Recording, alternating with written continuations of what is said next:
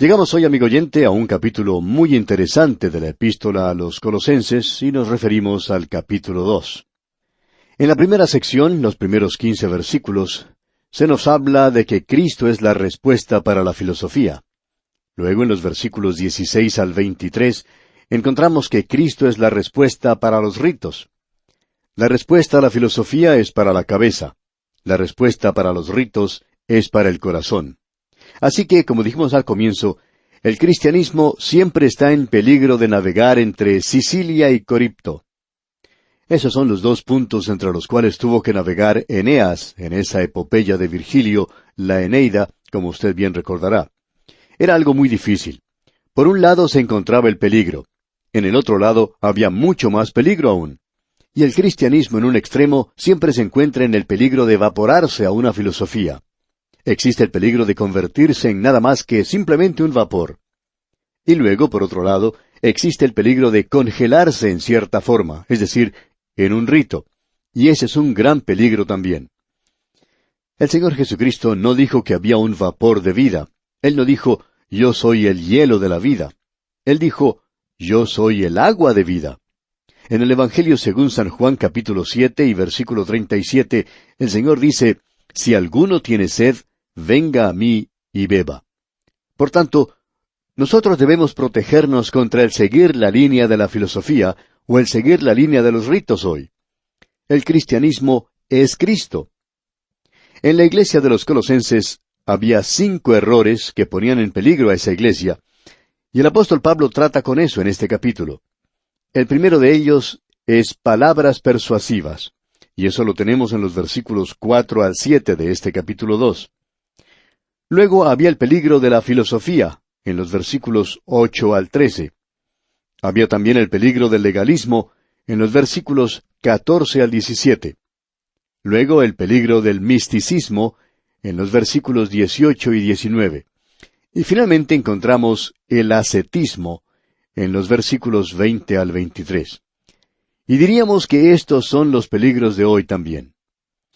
Creemos que la mayoría de nosotros podría sentarse y tomar este capítulo, leerlo detenidamente, y hacer un inventario de nuestras vidas espirituales, para ver en qué dirección nos estamos dirigiendo, para ver si nos hemos deslizado hacia uno de estos sistemas en la actualidad. Gran cantidad de aquellos llamados creyentes en la Biblia se han deslizado hacia uno o dos de estos sistemas mencionados aquí. Leamos pues lo que dice el primer versículo de este capítulo 2 de la epístola a los Colosenses. Porque quiero que sepáis cuán gran lucha sostengo por vosotros, y por los que están en la Odisea, y por todos los que nunca han visto mi rostro. Ahora la Odisea se encontraba junto a Colosas.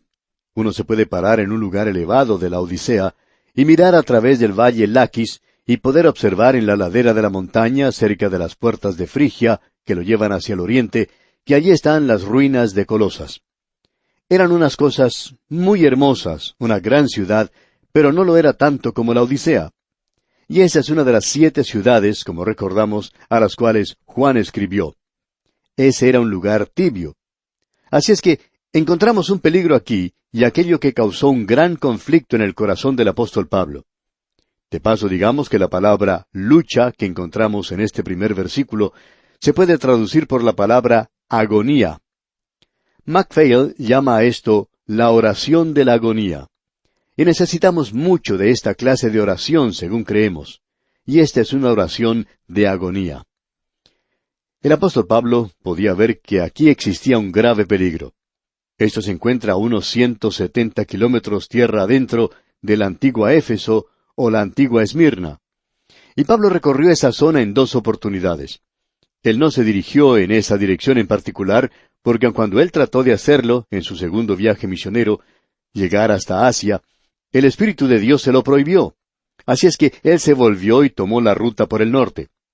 De modo que cuando él llegó en la tercera oportunidad en esta zona, caminando, era aparentemente desconocedor de la ruta del sur, pero como conocía la ruta del norte, se dirigió por ella. Así es que, aparentemente, nunca estuvo en Colosas, y tampoco estuvo en la Odisea. Y él hace mención de eso, diciendo, y por todos los que nunca han visto mi rostro. El apóstol Pablo está sufriendo una gran agonía por ellos, porque se encuentran en peligro de irse o apartarse en una de dos direcciones. Y ese es el peligro de la iglesia en el día de hoy. Y eso explica, como sucedió más adelante en la Odisea, su condición de tibieza espiritual, de que ellos habían perdido de vista a la persona de Cristo. Porque Cristo es la respuesta para la cabeza del hombre, y Él también es la respuesta para el corazón del hombre. Usted también puede notar al avanzar aquí en esta sección, cuando Pablo dice, por todos los que nunca han visto mi rostro, que es algo muy obvio que él no se había encontrado nunca en Colosas. O quizá tenían tantos creyentes nuevos en ese lugar que se habían sumado a los miembros de la iglesia desde que él estuvo allí, los cuales no habían visto su rostro. Pero no creemos en realidad que esto último haya sido posible. Luego él menciona en la primera parte del versículo 2, para que sean consolados sus corazones. Ahora la palabra corazones nos indica aquí al hombre interior completo. Eso quiere decir la naturaleza total, propulsora del hombre. Esa es nuestra humanidad. Que sus corazones, que su humanidad, que sus personas puedan ser consoladas. Y esa palabra aquí en realidad quiere decir unidas o tejidas juntas, y que puedan ser consolados, estando unidos o tejidos en amor. Esa es una unión muy compacta. El amor atrae unos a otros. Después de todo, lo que mantiene unida a la iglesia no son los dones, ni aun aquello que nosotros llamamos espiritualidad. Lo que mantiene unidos a los creyentes es el amor, amigo oyente. Ese es el cemento que nos mantiene unidos a todos.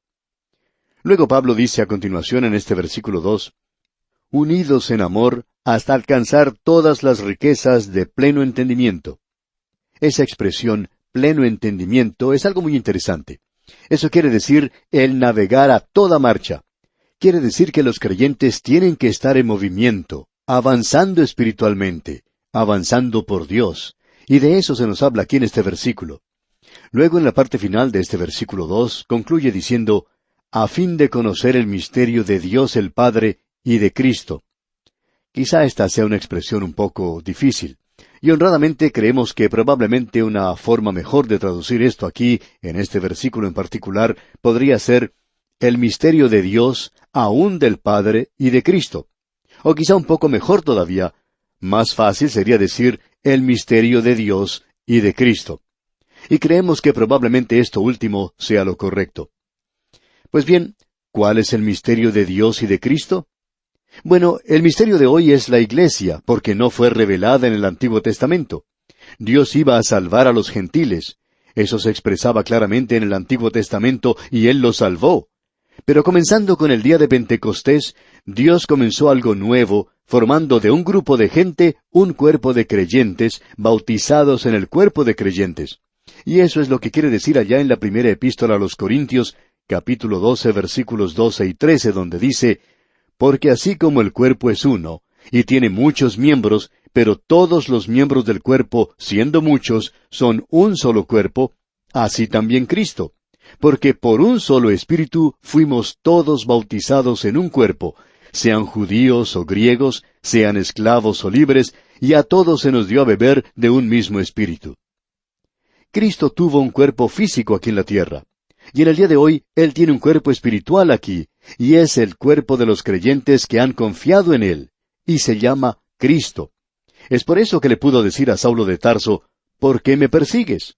Lo estaba persiguiendo a Él, personalmente. ¿Por qué? Porque la iglesia es Cristo, le pertenece a Él.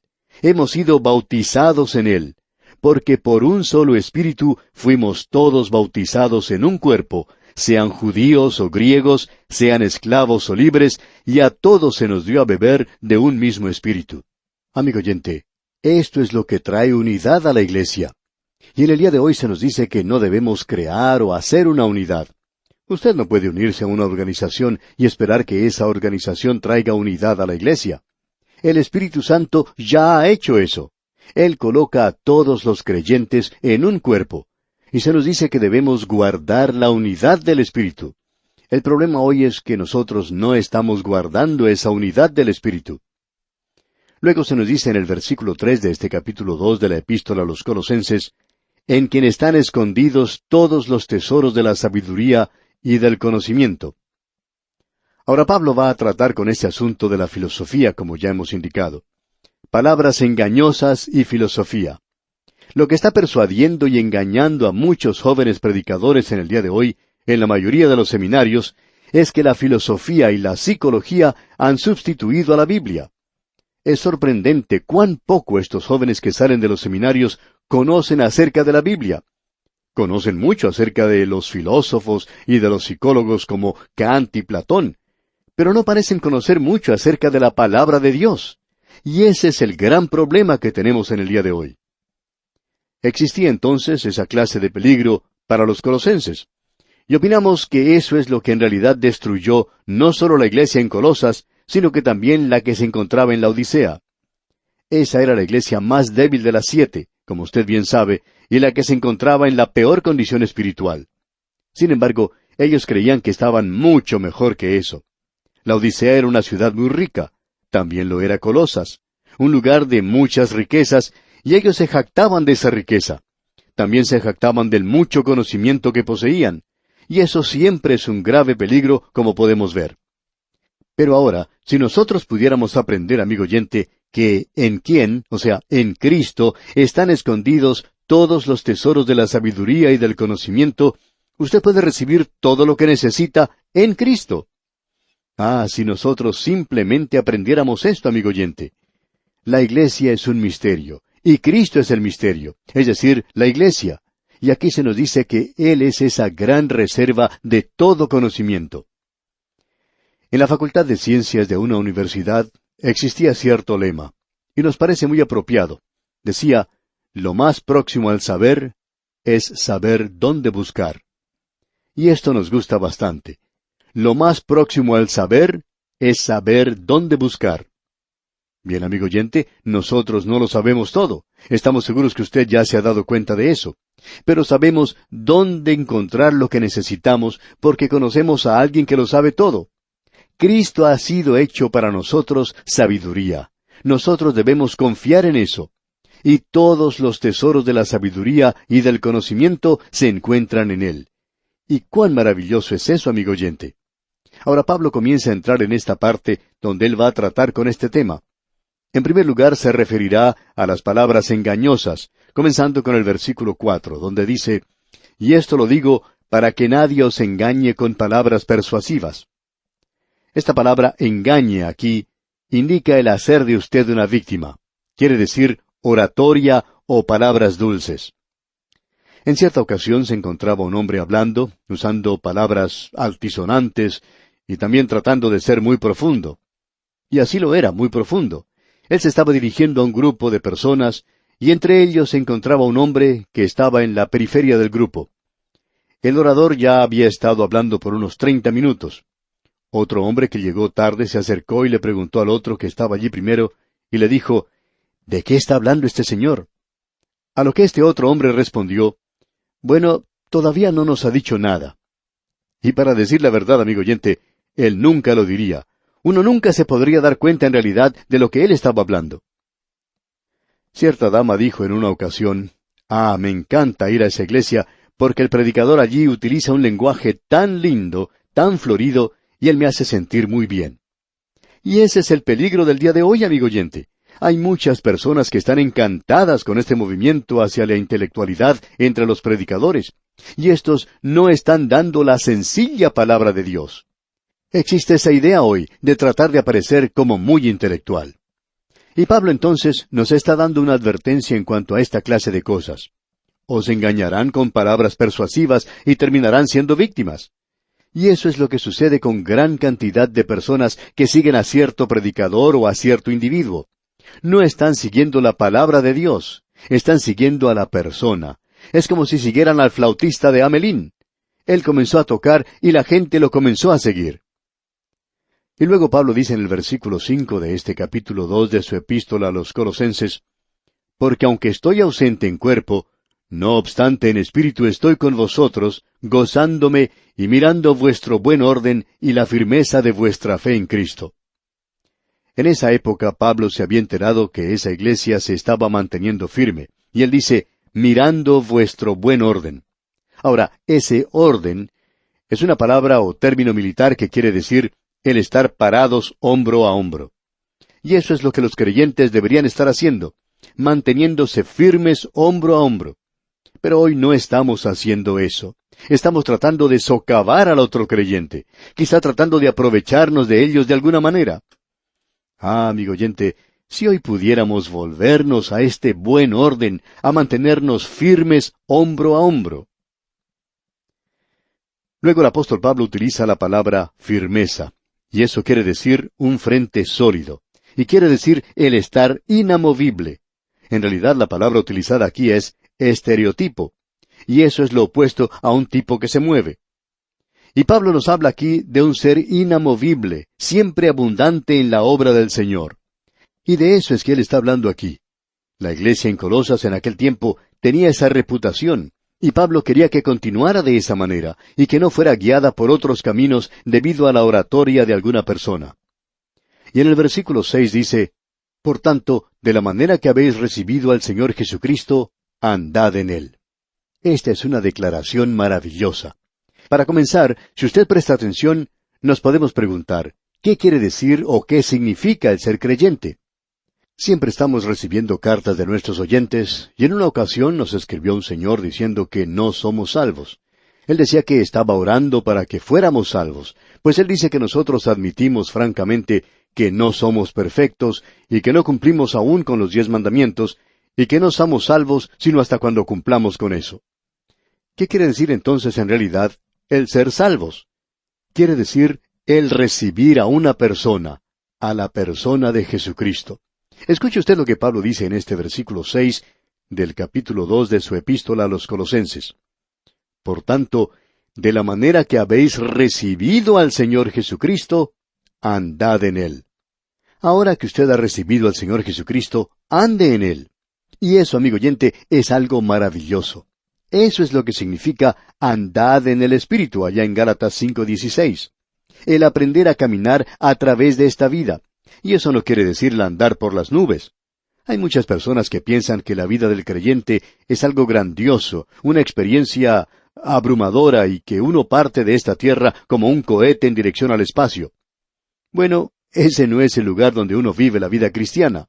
El lugar se encuentra en su propio hogar, en su oficina, en el taller, en la escuela y en la calle. Y de la manera en que uno se dirige de un lugar a otro es caminando, y uno tiene que andar en Cristo hoy. Ah, amigo oyente, que usted y yo aprendamos a estar unidos a Él en esa forma. Pablo continúa luego diciendo en la primera parte del versículo 7, arraigados y sobreedificados en Él. Y esta es una expresión interesante.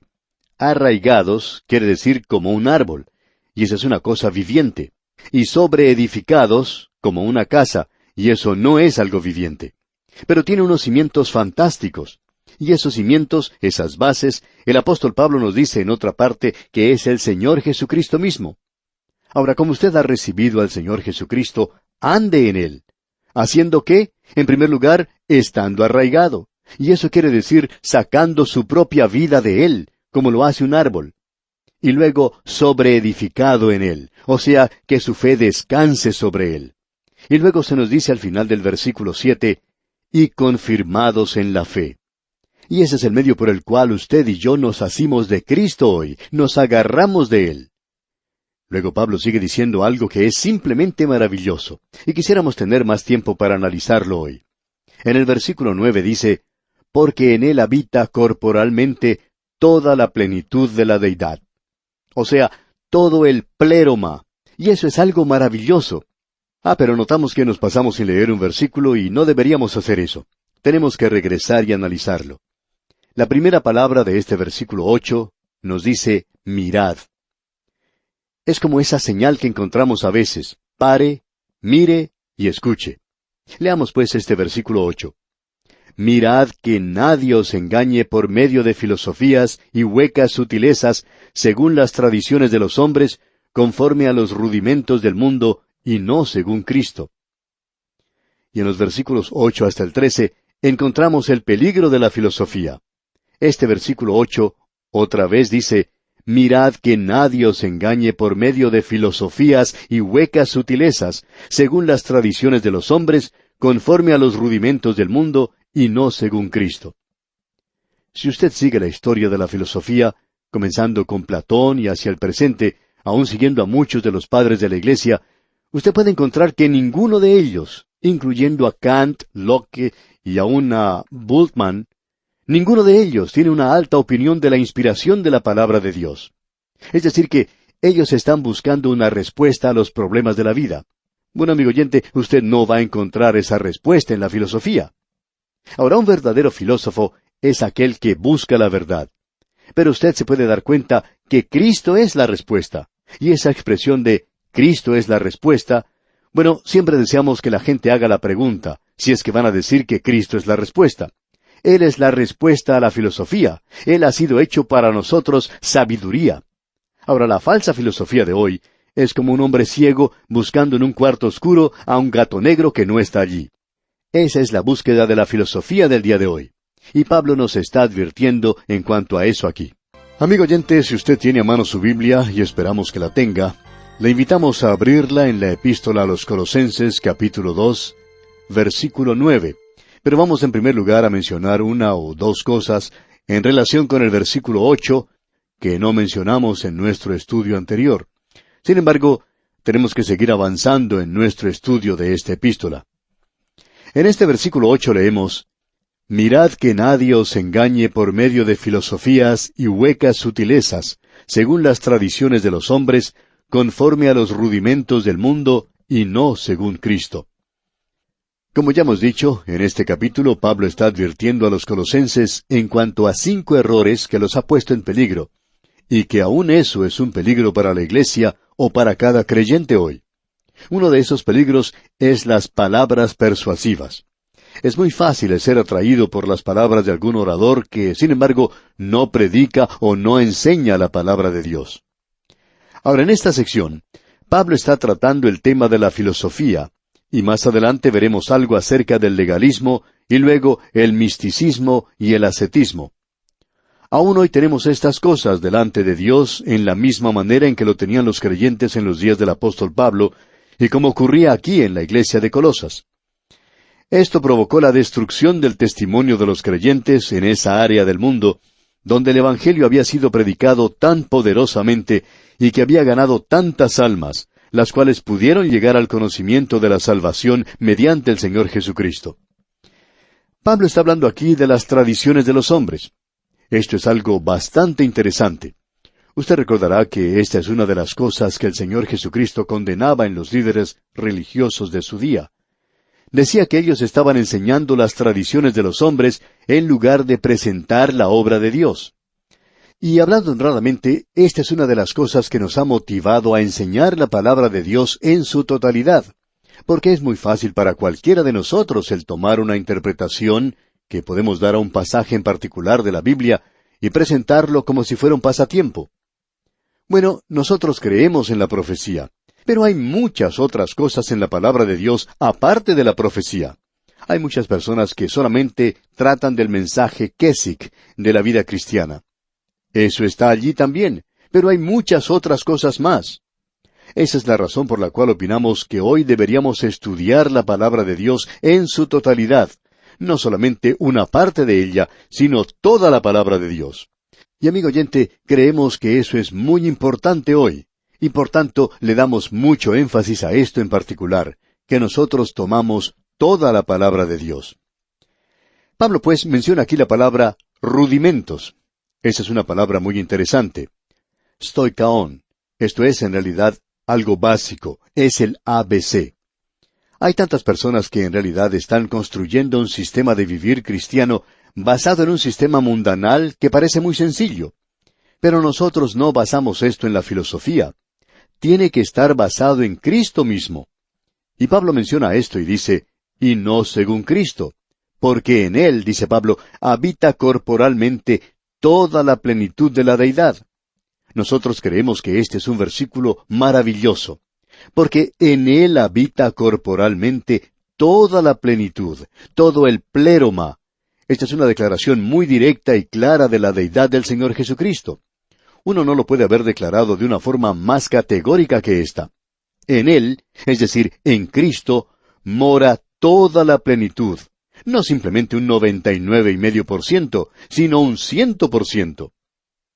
Luego dice en el versículo 10 de este capítulo 2 de su epístola a los Colosenses, y vosotros estáis completos en Él, que es la cabeza de todo principado y potestad. Note usted, vosotros estáis completos. En realidad, este es un término náutico, y uno lo podría traducir de la siguiente manera. Vosotros estáis listos para el viaje de la vida en Él. ¿No es esta una forma maravillosa de decirlo, amigo oyente? Usted está listo para el viaje de la vida en Cristo, y por cualquier cosa que uno necesite para el viaje de la vida. Ahora, allí es donde podemos decir que Cristo es la respuesta. ¿Cuál es su pregunta? ¿Cuál es su necesidad hoy? ¿Está usted siendo llevado o apartado por la filosofía? Entonces, amigo oyente, vuélvase a Cristo. ¿Está usted siendo apartado hoy por palabras persuasivas? Vuélvase a Cristo, y vamos a ver más adelante que en aquel gran día muchas personas serán apartadas por los pequeños sistemas del día de hoy. Luego Pablo continúa diciendo en el versículo 11 de este capítulo 2 lo siguiente. En él también fuisteis circuncidados con circuncisión no hecha a mano, al echar de vosotros el cuerpo pecaminoso carnal en la circuncisión de Cristo. Él está diciendo que debemos librarnos de aquello que es externo y que la verdadera circuncisión está en el nuevo nacimiento. Pablo dice allá en su carta a los Gálatas, porque en Cristo Jesús ni la circuncisión vale nada, ni la incircuncisión, sino una nueva creación. Es cuando usted y yo, amigo oyente, nos acercamos a Cristo y confiamos en Él como nuestro Salvador y descansamos en Él. ¿Cuán importante es esto? En realidad es la identificación con Cristo. Sepultados con Él en el bautismo, como dice aquí el versículo 12. Sepultados con Él en el bautismo, en el cual fuisteis también resucitados con Él, mediante la fe en el poder de Dios que le levantó de los muertos. Fue Lord Lyndhurst quien dijo lo siguiente. Lord Lyndhurst fue un gran canciller en Gran Bretaña, una de las mentes más privilegiadas en los asuntos legales, suponemos, de todos los tiempos. Y él dijo, «Conozco perfectamente lo que es la evidencia, y debo decirles que la evidencia en cuanto a la resurrección nunca ha podido ser quebrantada aún. El hecho histórico de la resurrección de Cristo es que para usted y para mí, cuando Él murió, tomó nuestro lugar y nosotros fuimos resucitados en Él, y estamos unidos hoy al Cristo viviente». Ah, amigo oyente, cuán importante es que nosotros podamos ver esto hoy. Nosotros estamos unidos a un Salvador viviente. Amigo oyente, esto es tan importante que le pido disculpas si enfatizamos esto por unos momentos porque existen tantas cosas que son un paralelo con este tipo de cosa que estamos mencionando. Pablo está diciendo aquí que nadie os engañe por medio de filosofías y huecas sutilezas, y que lo importante es que debemos pensar que esto no es una ceremonia que ha sido realizada exteriormente, sino que es un asunto de si uno ha nacido de nuevo, de si usted realmente conoce que Cristo es su Salvador. Y si usted lo sabe, amigo oyente, se nos dice aquí que la vida cristiana es echar de vosotros el cuerpo pecaminoso carnal en la circuncisión de Cristo, es decir, por su identificación con Cristo. Usted es sepultado con Él en el bautismo, y eso creemos es la identificación con Él. Eso es lo que el pasar por las aguas del bautismo representa. Nosotros somos sepultados con Él. En Él fuisteis también resucitados con Él. Ahora usted está unido al Cristo viviente mediante la fe en el poder de Dios que le levantó de los muertos. Aquí se nos menciona el poder de Dios. Esto no es ninguna artimaña, no es algún pequeño sistema, no es el aprovecharse de algún pequeño curso que alguien está ofreciendo y que le permite a usted vivir una vida para Dios. Y es como él dice aquí en el versículo 13, «Y a vosotros, estando muertos en pecados, y en la incircuncisión de vuestra carne, os dio vida juntamente con Él, perdonándoos todos los pecados». Esa es una declaración maravillosa, amigo oyente. No es el mejoramiento de la antigua naturaleza, sino el obtener una nueva naturaleza. Obviamente Pablo está tratando con los dos sistemas que eran muy populares en aquel día de la filosofía griega. Estos estaban diametralmente opuestos uno al otro, pero ambos terminaban en el mismo punto. Uno de ellos es el estoicismo y el otro es el epicureísmo. El estoicismo enseñaba que uno debe vivir noblemente y que la muerte no importa, que uno debe controlar su apetito, que debe llegar a ser indiferente a las condiciones cambiantes, que uno no debe ser elevado por la buena fortuna o sentirse disminuido por la adversidad. El hombre es mucho más que las circunstancias. El alma es mucho más grande que el universo. Esa es una filosofía muy valiente, como podemos apreciar. Pero, ¿cómo le está yendo con eso? Es como aquellas personas que dicen que están viviendo siguiendo el Sermón del Monte. Sin embargo, están como a 4 leguas de él. Ahora, los que siguen las ideas o filosofías epicúreas dicen, bueno, todo es incierto. No sabemos de dónde venimos, ni tampoco sabemos a dónde vamos. Solo sabemos que después de una breve vida desaparecemos de este mundo y por tanto es en vano tratar de negarnos cualquier gozo presente en vista de un posible mal en el futuro. Por tanto, comamos y bebamos, que mañana moriremos. Lo interesante, amigo oyente, es que estos dos sistemas están intentando tratar con la carne, es decir, la vieja naturaleza que usted y yo tenemos en el presente. No la carne sobre los huesos, sino la antigua naturaleza que obra a través de nuestros cuerpos. Esos antiguos hábitos que tenemos, los viejos deseos, las viejas pruebas, las tentaciones y todo eso. La vieja naturaleza obra a través de eso. ¿Cómo va usted a controlar eso? Bien, existen toda clase de artimañas y sistemas que están ante nosotros. Conocemos a muchas personas que han asistido a conferencias donde se habla de la vida del creyente y que en su hogar tienen archivos llenos de notas que dicen cómo deben vivir la vida cristiana. Pero eso, amigo oyente, no les está dando buen resultado. ¿Por qué? Porque hay una cosa muy importante que debemos reconocer, y es que, como Pablo nos dice, nosotros estamos unidos hoy a un Cristo viviente.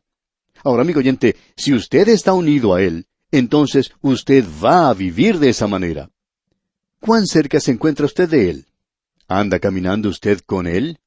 ¿Le busca usted a Él en todas las emergencias de su vida? ¿Es Él el mismo centro de su vida? Bueno, sigamos adelante porque esto es muy importante. Llegamos ahora a un área nueva, y es la del legalismo, un sistema legal. Y aquí en el versículo 14 dice Pablo, anulando el acta de los decretos que había contra nosotros, que nos era contraria, quitándola de en medio y clavándola en la cruz. Todo lo que hay que hacer aquí ahora, para el legalismo y la filosofía también, es acercarnos a la palabra de Dios, y en ella entrar a una relación personal con el Señor Jesús. Estamos ahora en una sección maravillosa, donde se nos dice, anulando el acta de los decretos. ¿De qué está hablando Pablo aquí?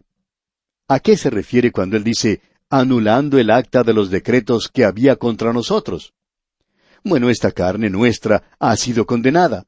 Cuando Cristo murió, Él murió por usted y por mí. Él pagó el castigo por nuestro pecado. Es importante notar que cuando el Señor Jesucristo murió, se escribió sobre su cruz lo siguiente, este es Jesús de Nazaret, el Rey de los judíos. Bueno, Él estaba siendo ajusticiado públicamente porque Él había estado encabezando una rebelión según los que le acusaban, lo cual, por supuesto, no era cierto. Pero Él estaba siendo acusado de eso. Y la gente podía leer eso. Y ellos podían comprenderlo porque él no estaba siendo leal a César y se había hecho a sí mismo un rey. Pero cuando Dios miraba esa cruz era un altar sobre el cual el Cordero de Dios, que había quitado el pecado del mundo, era ofrecido. Pero Dios podía ver otra inscripción sobre aquellas que habían escrito los hombres, y aquí se nos dice en el versículo 14, anulando el acta de los decretos que había contra nosotros, que nos era contraria, quitándola de en medio y clavándola en la cruz. Ahora, ¿qué fue lo que escribió Dios sobre esa cruz? Él escribió los decretos. Él escribió los 10 mandamientos. Él escribió una ley que no soy capaz de cumplir y la cual soy culpable de haberla quebrantado. Y cuando Cristo murió allí, Él no murió en ese lugar porque había quebrantado la ley. Él era sin pecado. Pero Él murió porque yo la había quebrantado, porque yo soy un pecador y porque usted también lo es. Porque todos hemos pecado y estamos destituidos de la gloria de Dios. Ese es el cuadro que tenemos ante nosotros aquí. Por tanto, amigo oyente, si Dios le ha salvado a usted y le ha resucitado de entre los muertos, le ha unido al Cristo viviente. ¿Para qué va a regresar usted a una ley que no puede cumplir y que usted no puede ni siquiera cumplir hoy en su propio poder o en su propia fortaleza? Amigo oyente, la ley fue dada para disciplinar a la vieja naturaleza. Y ahora el creyente recibe una nueva naturaleza, y la ley, por tanto, ha sido quitada como una forma de vida.